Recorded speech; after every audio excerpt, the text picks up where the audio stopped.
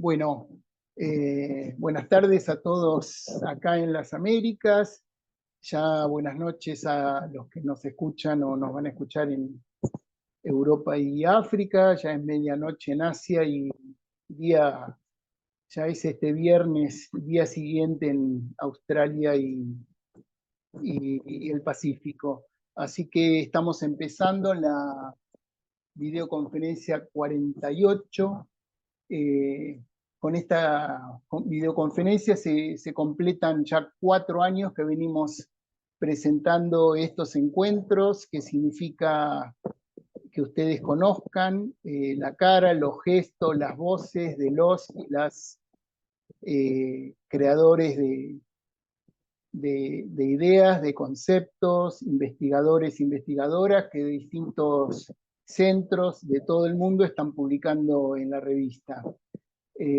Y además hay otro aniversario, ya con esto se cumple 4 años de que venimos presentando estas videoconferencias, y hay otro aniversario porque ahora el 31 de marzo se cumplen 28 años de la existencia de la revista en Internet, así que lo que habla de la continuidad y todo el trabajo que venimos haciendo y que esperamos que, por lo menos siga un año más. Después iremos viendo cómo avanzamos con el trabajo. Nunca tenemos grandes expectativas, pero siempre tenemos planeado seguir adelante. Este, bueno, ustedes saben que nosotros tenemos el trabajo desde la edición, eh, supone distintas tareas. Una es toda la parte de supervisión del trabajo con los autores, las autoras, con los revisores, las revisoras, que esa es la parte invisible de nuestro trabajo, que esa es la que o padecen o sufren los autores y las autoras. Y por otro lado, la parte más visible que finalmente ustedes pueden leer, pueden visualizar, es que trabajamos la tapa de la revista, que este mes la dedicamos a la idea de la genética y el deporte, sobre todo porque es un tema que hoy es uno de los grandes temas que van a generar debate seguramente en el mundo del deporte en los próximos años, a raíz de que en la genética se han avanzado en desarrollos extraordinarios, eh, que hoy se están utilizando para tratar, prevenir o curar enfermedades muy complejas, como el caso de la sífilis, la fibrosis quística, la leucemia y otras. Y en el mundo del deporte esto va a traer enormes disputas, esencialmente porque el uso de la genética es considerado doping, es un doping más, es el doping genético. Y bueno, acá con los años va a haber disputas entre, quién es puro genéticamente, quién no lo es, este, si, si se va a considerar si alguien es genéticamente puro desde el nacimiento o no. Así que bueno, esto va a traer un enorme debate porque es evidente que estos son procedimientos que transforman radicalmente el sustrato más profundo de cada uno de los seres humanos. Y la realidad es que lo que se ha demostrado en las últimas décadas, es que todo avance habido y por haber en la ciencia que puede ser aplicado al deporte de alto rendimiento, a mejorar marcas, a superar a otros, a lograr hegemonía sobre, de un país sobre otro, se ha aplicado de una manera u otra dentro del mundo del deporte. Y sobre todo, las reglas han ido cambiando y esto traerá un debate que siempre estamos atentos a leer, a escuchar, y son temas que a nosotros nos interesan mucho y que tratamos de que sean parte del contenido de la revista. El último detalle que no quería dejar pasar es que, como muchos se habrán enterado, ayer se eligió nuevo presidente del Comité Olímpico internacional. Y bueno, ahora va a haber que hablar de presidenta porque es una mujer. Fue elegida una ex atleta de Zimbabue, medalla olímpica, medalla de oro.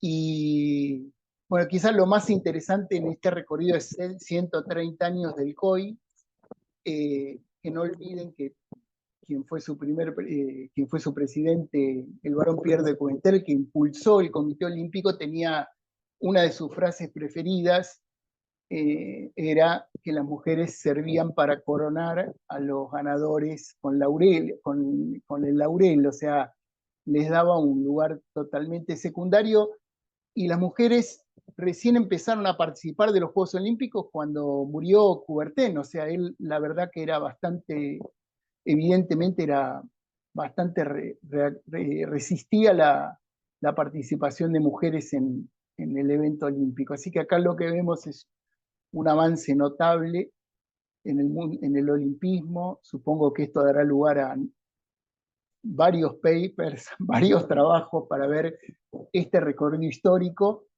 Y bueno, saludamos este avance notable. Piensen que la elección prácticamente se ganó en primera vuelta, o sea, prácticamente la mayoría, más de la mitad de los integrantes del COI. Recordemos que los integrantes del COI son personas que son elegidas entre ellos y no representan a países, sino son representantes ante los países del COI. Y bueno, no es que todos los países tienen representantes, algunos tienen más de uno, tienen varios, así que bueno, esa es otra historia. Pero bueno, este es un hecho que vale la pena nombrar y por el cual me extendí un poco más de lo que usualmente hago. Eh, Vamos ahora sí a presentar a nuestras expositoras. La primera expositora es Sabrina Fernández González. Ella escribió un artículo junto a otros autores titulado Percepções sobre idadismo de una muestra de personas idosas residentes en Brasilia, Distrito Federal, Brasil. Sabrina tiene un maestrado en Educación Física por la Universidad de Goiás, es doctoranda en Educación Física por la Universidad de Brasilia y es pesquisadora asociada a un grupo de estudio de pesquisa sobre actividades físicas para idosos. Te damos la bienvenida, Sabrina, a este encuentro y adelante con tu presentación. De antemão, eu agradeço o convite e agradeço bastante a equipe editorial da revista pelo aceite do meu artigo.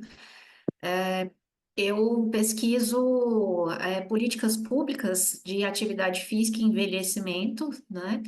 E estou fazendo doutorado no programa de pós-graduação da UNB com a professora Marisete, e ela contribuiu bastante para esse artigo também. Vou iniciar aqui, então, a apresentação.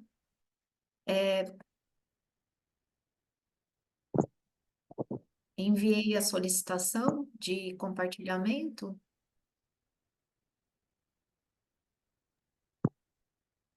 Sí, ya estaban otorgados los permisos. Ok.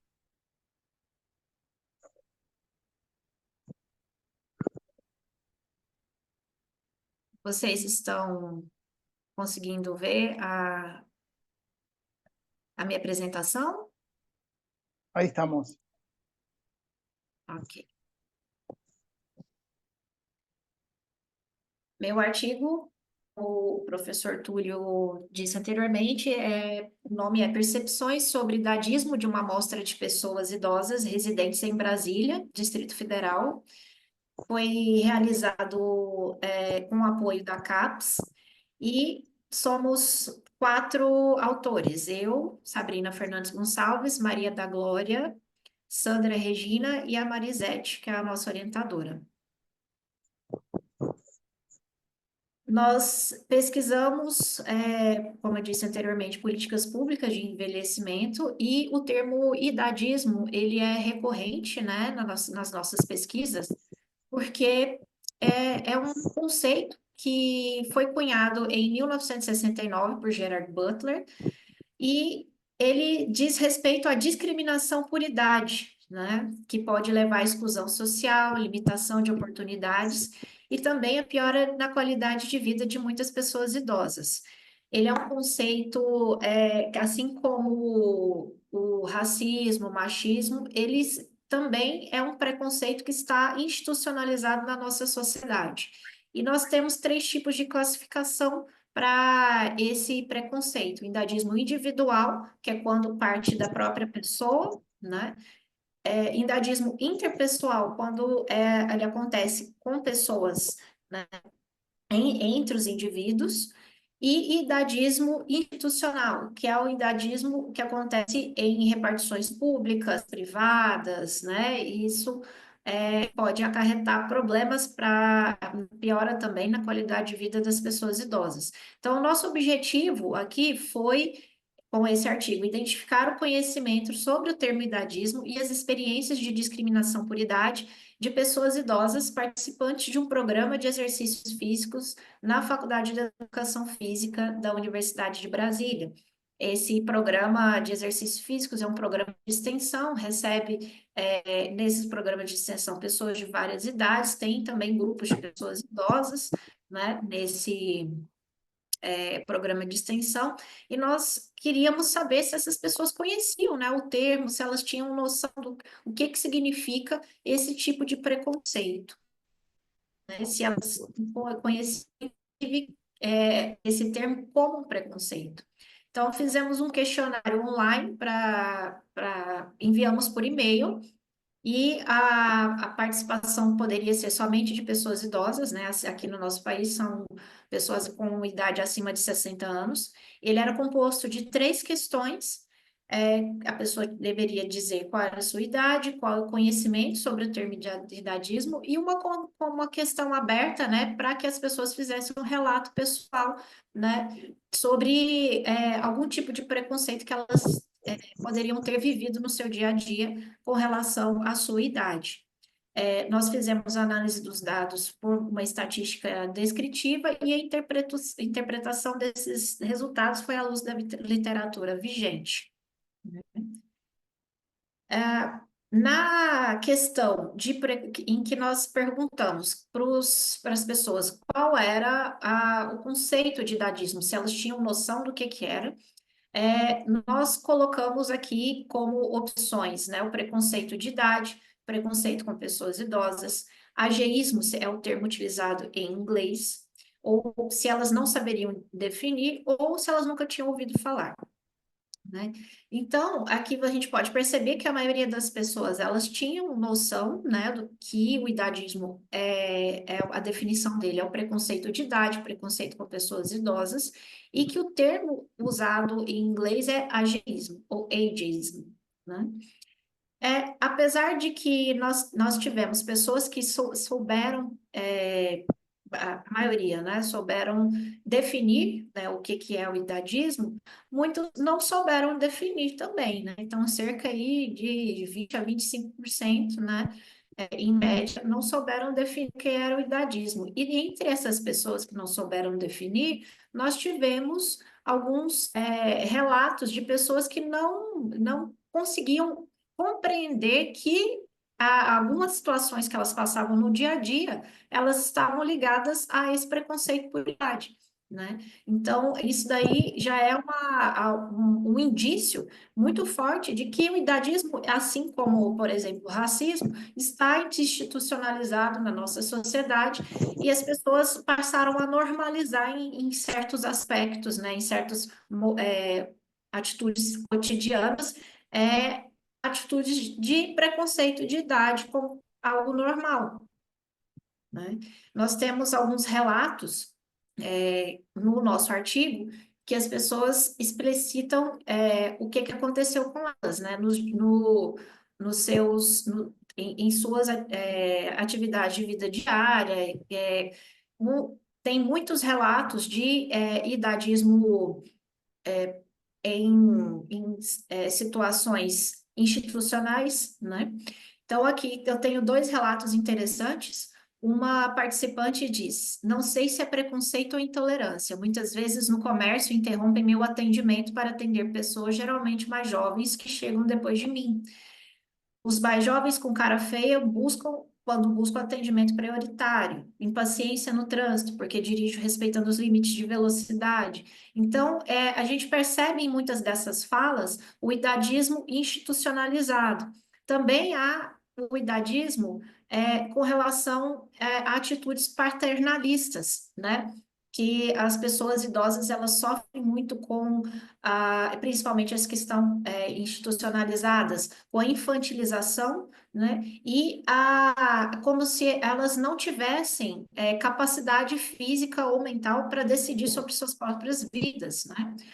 Outro relato: o filho do meu amigo ficou bravo quando meu amigo entrou no programa de extensão de exercícios na UNB e começou a ficar mais independente. Então, nesse caso aqui, a gente observa bastante a atitude paternalista, né, em relação ao filho desse amigo, desse participante.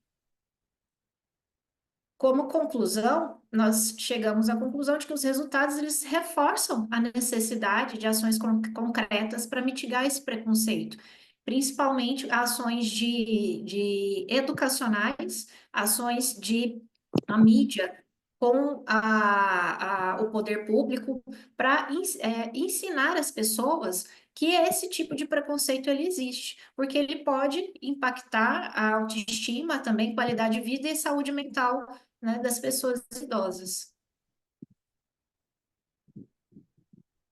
E eu termino aqui a minha apresentação. Muito obrigada. Comentario, pregunta. De alguna manera, bueno, quienes estuvimos en Brasil, vemos que hay bueno, leyes que, digamos, dan prioridad a idosos, a personas mayores. ¿Eso de qué manera opera en relación al idadismo? Esta cuestión digamos, porque a veces hay una cuestión más de decir, digamos que esto está sostenido por la ley, más que, bueno, que colaborar o apoyar o acompañar a las personas mayores, a idosos. ¿Cómo lo cómo lo ven ustedes esto? O sea, ¿de qué manera? Porque Brasil, la verdad que es muy notable esto, o sea, por ejemplo, en los aeropuertos, en los medios de transporte, o sea, hay una política muy clara de inclusión en ese sentido o de atención a personas mayores, a idosos. ¿Cómo lo ven ustedes en relación a la cuestión del idadismo? Assim, nós temos um arcabouço legal bem instituído, com relação a direitos, deveres e para proteção também dos direitos sociais de pessoas idosas, né? Mas nós temos alguns algumas legislações, elas têm uma morosidade maior no quesito de implementação, né? Então, assim, legislações com relação a direito da pessoa idosa ser atendida com prontidão e exclusividade, isso nós temos, isso já está bem estabelecido. Mas isso também tem a ver com a atitude das pessoas que estão ali para cumprir, né, o que a lei estabelece. Então, essa questão atitudinal ainda precisa ser muito bem revista, precisa de programas educacionais, né, nas repartições públicas, nas repartições privadas. Tem muitos dos nossos entrevistados que disseram que em atendimentos hospitalares, mesmo que eles tenham prioridade de atendimento, eles ainda sofrem com preconceito das pessoas que estão ali para atendê-los, né? E se eles vão atrás dos seus direitos, eles sofrem, às vezes, ali naquele ambiente, né, a diminuição e desconsideração das suas próprias capacidades, né? Então, assim, nós temos um arcabouço legal, ele está implementado, mas em alguns aspectos, a atitude das pessoas que precisam ter conhecimento desse arcabouço legal é um dos grandes problemas também. Bueno, Sabrina, te agradecemos la presentación y bueno, vamos a continuar ahora con nuestra próxima el próximo trabajo, que es de Alessandra Cardoso Vargas. El título es O perfil o comportamento do corredor perante as morbidades do COVID-19. Alessandra es mestre en envejecimiento humano, especialista en nutrición deportiva, especialista en neurociencias, graduada en educación física, licenciatura de bacharel de la UIBRA, docente en los cursos de salud, actitud, educación en Paso Fundo. Trabaja en la Facultad Especializada en la área de salud de Río Grande do Sul. Así que adelante, Alessandra, con tu presentación. Boa tarde a todos. Eu não vou explanar, mas eu vou explicar sobre o assunto do nosso artigo. Gostaria de também agradecer a oportunidade de explanar. Esse trabalho é um trabalho de conclusão de curso, no qual esse acadêmico, Flávio, é do curso de Educação Física, bacharelado, me orientando. E a gente fez esse trabalho de conclusão exatamente no momento em que o Brasil estava, né, no momento de pandemia, onde as pesquisas então elas foram, na verdade, concentradas mais de modo virtual, né, em função da pandemia. E como ele é um corredor de rua, ele corre, né, ele corre até fora do país. A gente decidiu, então, fazer esse estudo sobre o perfil e o comportamento do corredor perante todas as morbidades do Covid, né? De como que foi o comportamento deles perante a situação e o momento em que nós estávamos vivendo. Ainda mais que Passo Fundo é no norte do estado do Rio Grande do Sul e é uma cidade que teve um índice muito alto do Covid, por ser uma cidade polo da área da saúde. Então, muitas pessoas vêm para cá, para os hospitais, e acabou, então, sendo uma cidade muito acometida e muitas fatalidades na cidade. A nossa pesquisa, então, tem como objetivo analisar o comportamento e o perfil dos corredores de rua durante a pandemia do Covid-19 em relação à rotina dos treinos e das competições, no qual a gente descreveu todos os cuidados para a manutenção da saúde física e mental. Então, essa pesquisa foi qualitativa, descritiva, exploratória, através, então, de um questionário pelo Google Forms. Foram avaliados 76 corredores de rua. Esses 76 corredores, eles participavam de provas, né, quase todo final de semana, e ali naquele momento eles foram então privados, né, porque as provas não aconteceram durante quase 2 anos no Brasil. O que os resultados desse estudo mostrou? Que 57% dos corredores mantiveram uma conduta ética e saudável, até em função da própria família, né, uns cuidados, cuidaram o distanciamento, usaram máscara, muitas vezes para que eles não utilizassem o uso de máscara, eles acabavam correndo em lugares, então, mais distante, né, como em ruas mais asfaltadas, longe, assim, do centro da cidade.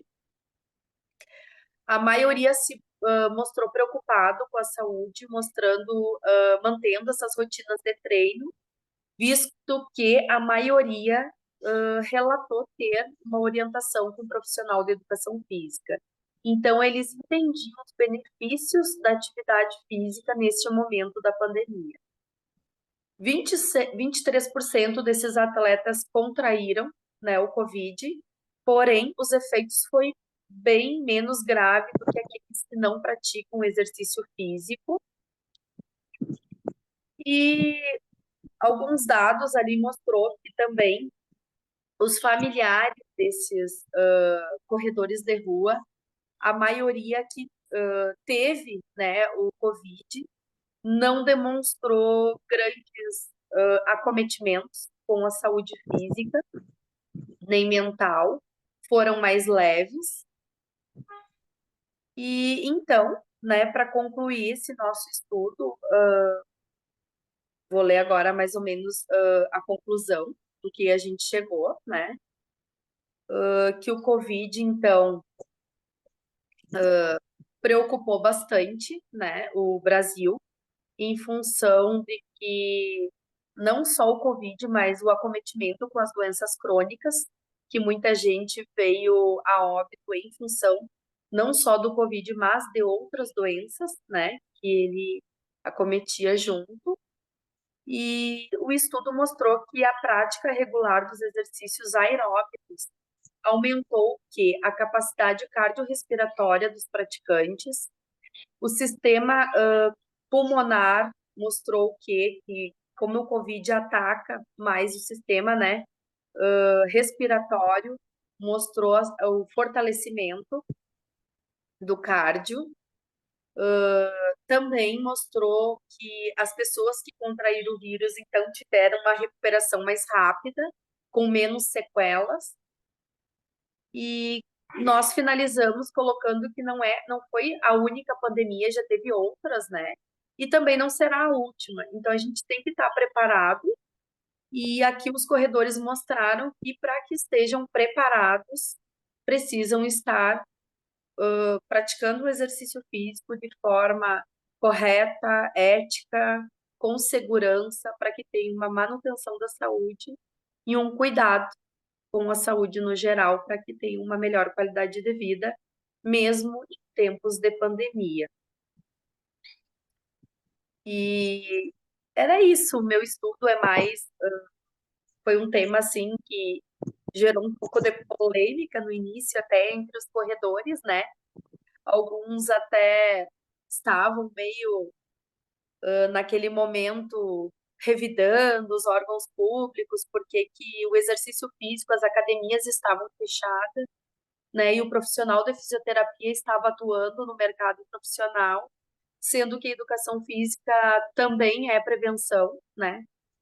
E até a gente contestava em alguns pontos, no entanto, eu, como profissional de educação física e atuante também no mercado profissional da docência universitária, a gente questionou muito o conselho por não estar atuando nesse momento junto conosco.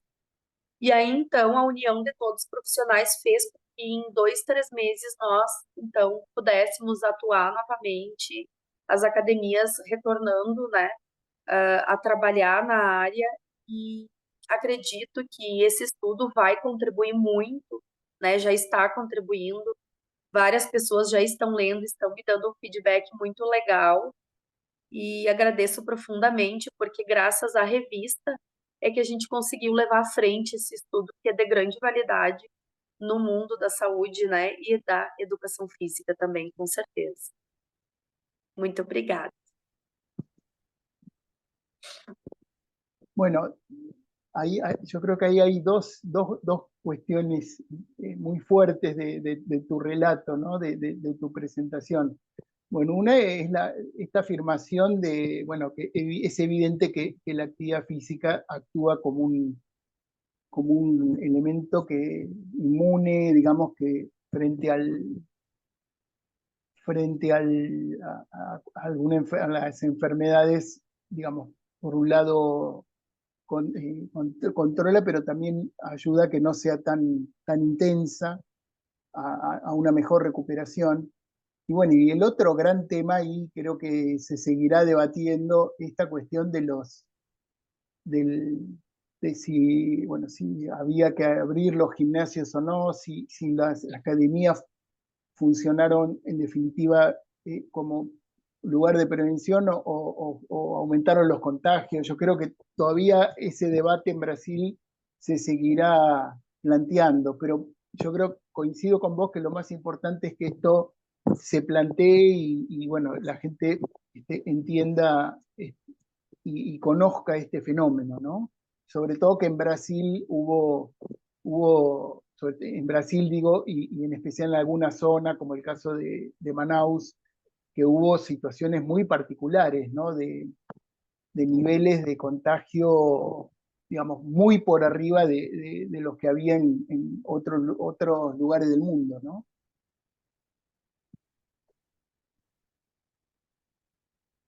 No, la pregunta sería ¿cuál es tu reflexión sobre estos temas, ¿no? Sobre estos dos temas, si podés ampliar. Como eu faço a reflexão do tema, é isso? Sobre Sí, o sí. Covid? A minha reflexão sobre o tema foi de importância, assim, qualidade, em função que a gente conseguiu perceber que os corredores eles estavam sim preocupados, né, com o fenômeno da pandemia. Eles estavam se cuidando, eles continuaram treinando, né, de forma mais com distanciamento, seguindo as normas da saúde pública e mostrando para a sociedade a importância do movimento, a importância da saúde, né? E que mesmo nesse tempo de pandemia, mesmo sem as competições, né, a maioria até estava triste nesse momento, porque eles tinham competições marcadas para os anos, né, um ano inteiro, mas entenderam e respeitaram as planilhas, seguiram treinando e mostraram para a sociedade o quanto a importância da manutenção da saúde também com os exercícios aeróbicos. Bueno, Alessandra, te agradecemos muchísimo la presentación. Vamos a pasar a nuestro próximo expositor, Chester Rodolfo Urbina Gaitán. El Obrigada. título del artículo, no, obrigado a vos. El título es Pedaleando en la Historia, el despertar del ciclismo en Costa Rica, 1950-1975. Es un trabajo sobre historia del deporte. Chester es licenciado en Historia por la Universidad de Costa Rica, tiene una maestría en Ciencias Sociales de Flaxo y otra en Sociología por la Universidad de Costa Rica, y en 2020 obtuvo el Premio Nacional de Literatura de Costa Rica por su ensayo Mujer, Deporte y Nación en Costa Rica 1888-2015. Así que adelante con la presentación de Chester. Hola, un saludo cordial para cada uno de ustedes. Tengo el placer de presentar el resumen de mi artículo titulado Pedaleando en la Historia, el despertar del ciclismo en Costa Rica, 1950-1975.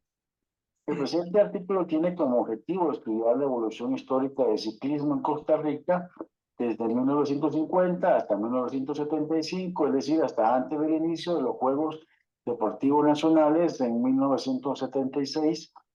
El ciclismo costarricense en esos años se practicó en las principales vías capitalinas y del Valle Central, debido a que ahí se encontraban las mejores carreras para su ejecución.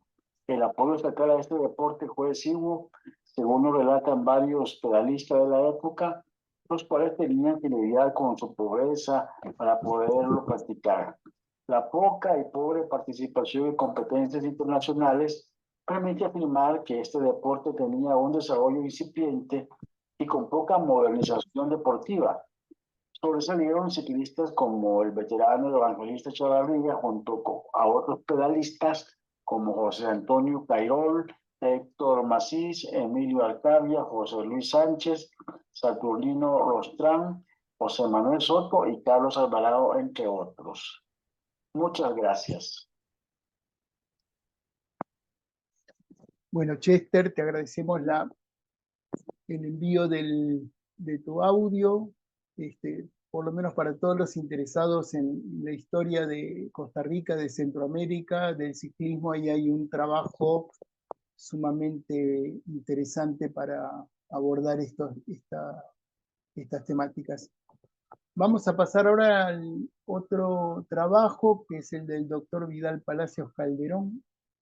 El título es Correlación entre salto vertical y OTeste de 30 metros lanzados en estudiantes universitarios.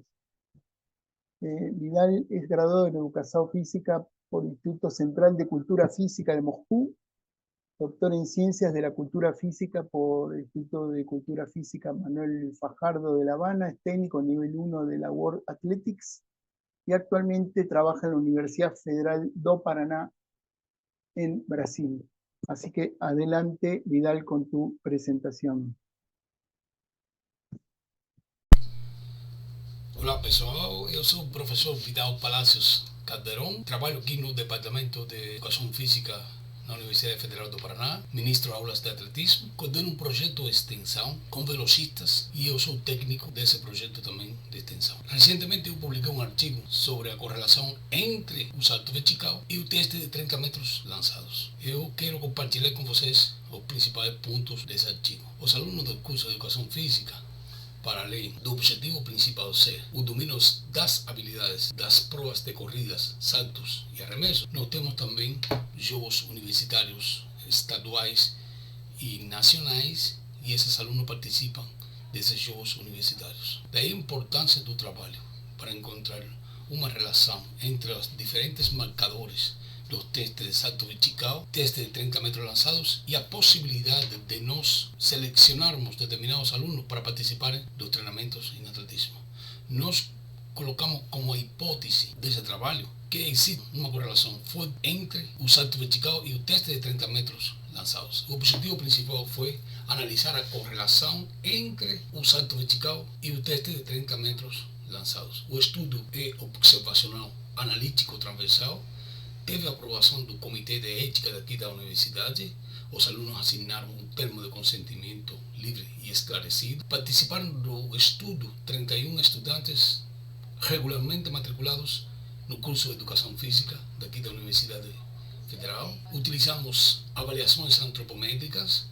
A massa corporal foi medida por meio de uma balança digital e estatura por meio de um estadiômetro portátil.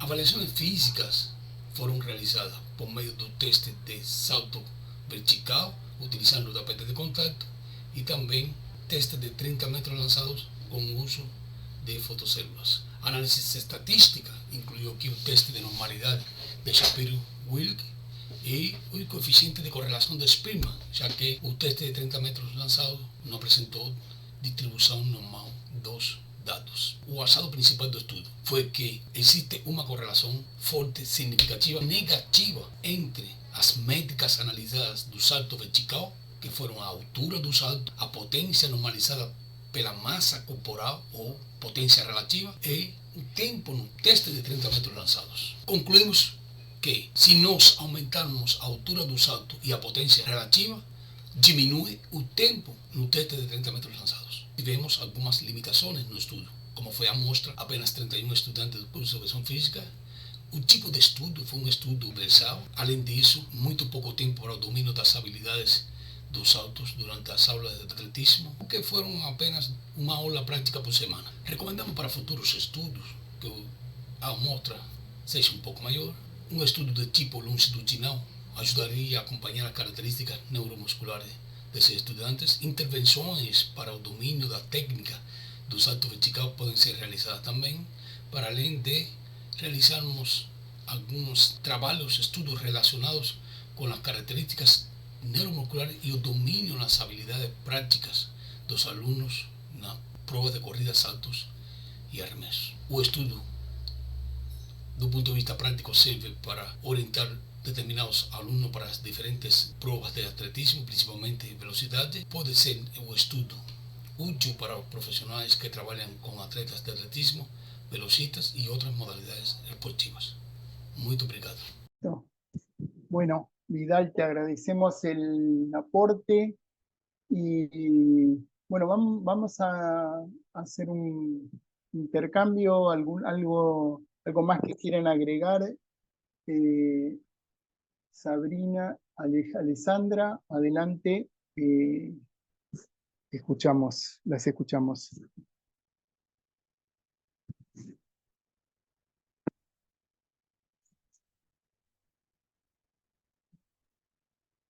Bueno, Assim, Adelante, sí. eu fiquei com uma dúvida com relação ao trabalho da Alessandra, sobre você afirmou que dos participantes, só 23% que teve Covid, é? Ou era 23 pessoas? Ah, sim, 23%. E isso Tu foi não estava me acreditado. escutando, né? Não, teve uma hora Não, que deu tá. uma. É 23% do total dos pesquisados. Aham. E isso foi atribuído à prática do exercício físico. Sim, foi atribuído em função de que até da forma que a gente conduziu os questionários, né? Então, a resposta é atribuído ao exercício. Aham. E é porque eu tenho lido algumas coisas sobre revisões sistemáticas, sobre exercício físico e a capacidade imunológica, né?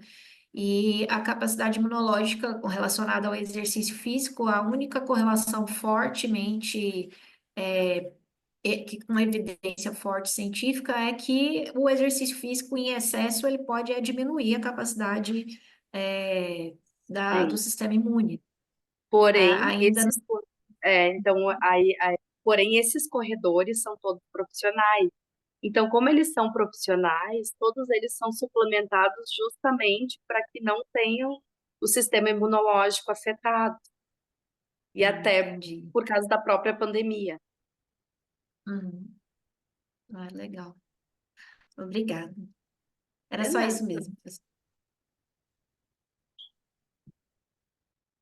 Bueno, queremos comentar que nosotros ya estamos trabajando en próximos números, el número de abril y mayo.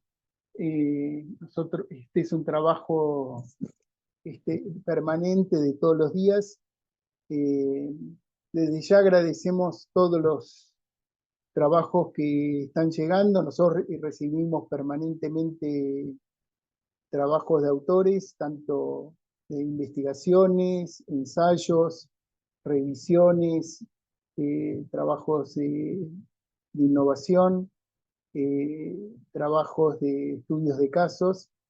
Y bueno, desde ya, bueno, agradecer a todos los que colaboran de una u otra manera. Yo siempre agradezco especialmente a todos los revisores externos que son claves en el avance y en el desarrollo y la calidad de los trabajos. Y bueno, desde ya, tanto Alessandra como Sabrina las comprometo, seguramente algún trabajo de su especialidad les haré llegar. Bueno, y desde ya, bueno, esperamos avanzar en el próximo número y estaremos viéndonos y escuchándonos nuevamente en la próxima videoconferencia. Así que Sabrina, Alessandra, si quieren hacer un cierre, adelante con su voz, sus gestos, sus palabras, que son las que dan sentido a estos encuentros.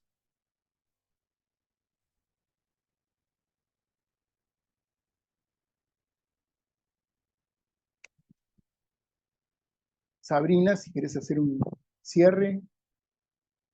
Sim, por minha parte, eu já finalizei as contribuições. Agradeço muito ter participado dessa apresentação. Eu fiquei bem feliz, porque pude tratar de um assunto que me é caro, né? Eu trabalho com pessoas idosas há anos, e esse tema do idadismo é recorrente, né, no meu trabalho. Então, agradeço muito poder divulgar, né, essas informações, esse conhecimento e aprender também aqui com vocês hoje. Mira, te digo que el tema de idosos, de personas de mayores, es un tema que siempre ha estado presente en los 28 años de la revista. O sea, es un tema, casi es un tema de referencia permanente. Y nos pasa que permanentemente además recibimos trabajos sobre el tema y, y a ver, cuando tengo que reconocer que cuando uno cada vez se va poniendo mayor, entiende la relevancia de estos temas que trata la revista, en términos de colaborar con una mejor calidad de vida. Y con, bueno, un montón de cuestiones que empiezan a pasar cuando pasan los años y que a lo mejor cuando uno es más joven no suelen pasar en la mayoría de los casos, pero bueno, entiende la relevancia del tema y bueno, en muchos trabajos se plantea esto de cómo se da el aumento de las personas de mayores, de idosos, como cada vez el porcentaje de idosos en las sociedades es mayor y evidentemente esto convoca a tratar este tema y abordarlo de una manera, de esta forma a través de trabajos científicos.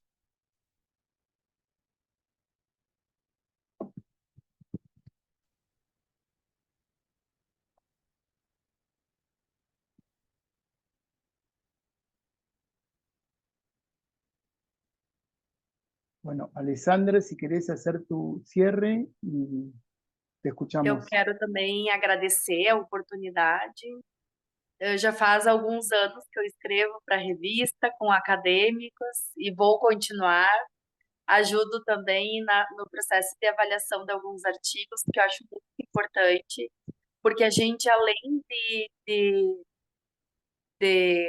entender um pouco de pesquisa, que eu sempre digo que a gente entende um pouco, porque quanto mais você estuda, mais você aprende, né?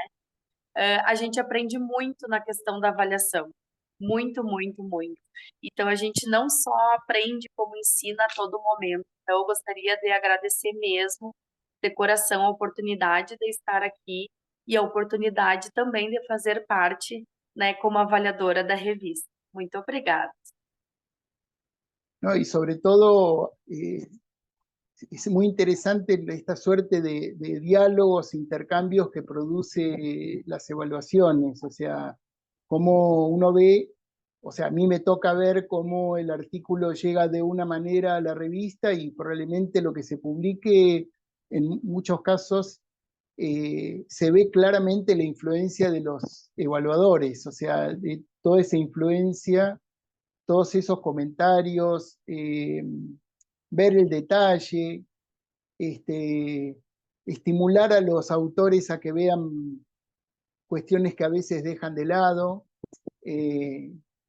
sobre todo el tema de la actualización de la bibliografía, utilizar la cantidad de recursos que hoy tenemos para acceder a trabajos actualizados, lo cual no significa dejar de lado los clásicos. O sea, yo siempre digo que un trabajo hoy bien desarrollado no solo incluye, por un lado, las referencias actuales de los últimos años, pero también los clásicos, que son aquellos que han construido estas temáticas y que han anticipado en muchos casos temas que tenían en su momento poco desarrollo.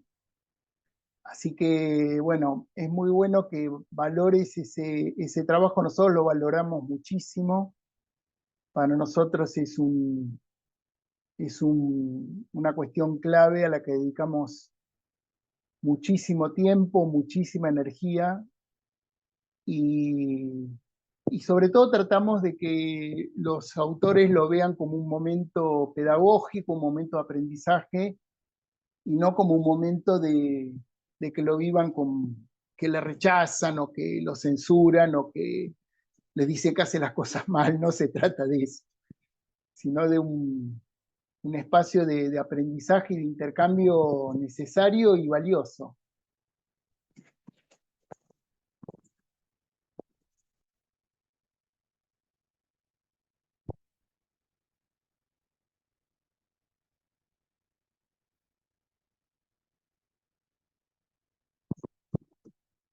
Bueno, por mi parte, un gusto este encuentro. Les agradezco Sabrina, Alessandra, también a Chester y Vidal. Les anticipo que en pocos días la videoconferencia va a estar online. La pueden ver también en Facebook, si acceden. Así que, bueno, como todos los contenidos que nosotros desarrollamos son de acceso libre y gratuito. Y nos parece valioso y lo vemos día a día como en muchos trabajos se referencia a los trabajos todos estos artículos que publica la revista, lo cual hace que realmente valoremos todos los aportes que hacen los autores y las autoras. Así que, bueno, por nuestra parte, saludamos a todos y, bueno, como decimos siempre, siempre estamos en contacto. Cualquier duda, consulta, nos encuentran en la red, a través de la revista y en nuestros espacios en redes sociales. Así que a todos, a todas, hasta la próxima.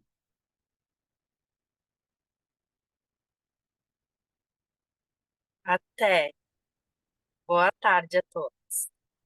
Boa tarde daqui do Brasil. Boa tarde, un gusto.